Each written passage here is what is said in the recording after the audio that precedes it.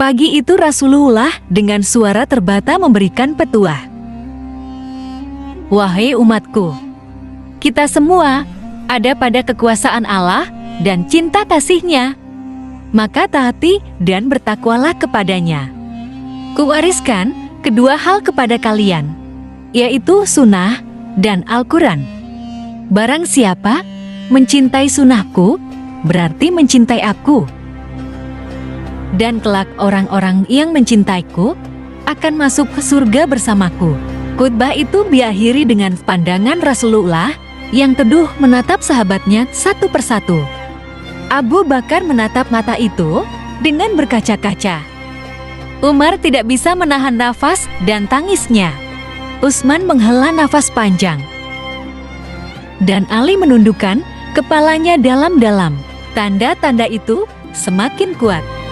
Tak kalah Ali dan Fadal dengan sigap menangkap Rasulullah yang linglung ketika turun dari mimbar.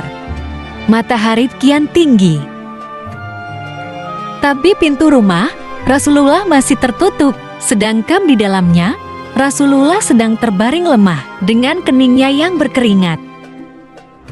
Tiba-tiba dari luar pintu terdengar seseorang yang berseru mengucapkan salam, "Bolehkah saya masuk?" katanyanya. Tapi Fatimah tidak mengizinkannya masuk. "Maafkanlah, ayahku sedang demam," kata Fatimah yang membalikan badan dan menutup pintu.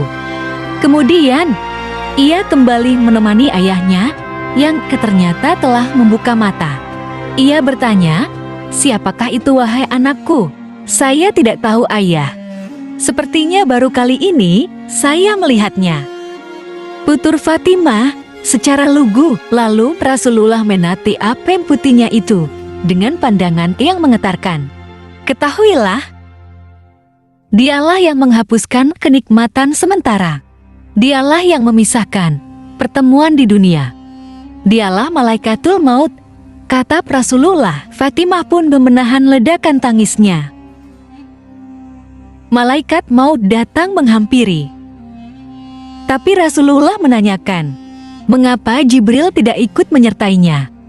Kemudian dipanggillah Jibril yang sebelumnya sudah bersiap di atas langit dunia, yang menunggu kekasih Allah dan penghulu dunia. "Jibril, jelaskan apa hakku nanti di hadapan Allah?" tanya Rasulullah dengan suara yang amat lemah. "Pintu-pintu langit telah terbuka. Para malaikat telah menanti rohmu. Semua surga terbuka lebar menanti kedatanganmu," kata Jibril. Tapi ternyata itu membuat Rasulullah tidak merasa lega. Matanya masih penuh dengan kecemasan. "Tidak senangkah engkau mendengar kabar ini, ya Rasulullah?" tanya Jibril lagi. "Kabarkan kepadaku, bagaimana nasib umatku kelak?" tanya Rasulullah. "Jangan khawatir, wahai Rasulullah. Allah telah berfirman kepadaku, kuharamkan surga bagi siapa saja kecuali umat Muhammad telah berada di dalamnya," kata Jibril. Detik-detik itu pun semakin dekat. Saatnya Israel melakukan tugas. Perlahan peruh Rasulullah ditarik. Nampak seluruh tubuh Rasulullah bersimbah peluh, urat-urat lehernya menegang. Jibril, betapa sakitnya sakaratul maut ini. Perlahan Rasulullah mengadu. Fatimah pun terpejam. Ali yang berada di sampingnya menunduk semakin dalam dan Jibril memalingkan muka. "Jijikkah engkau melihatku, Jibril, sehingga engkau memalingkan wajahmu?" tanya Rasulullah pada malaikat pengantar waktu itu.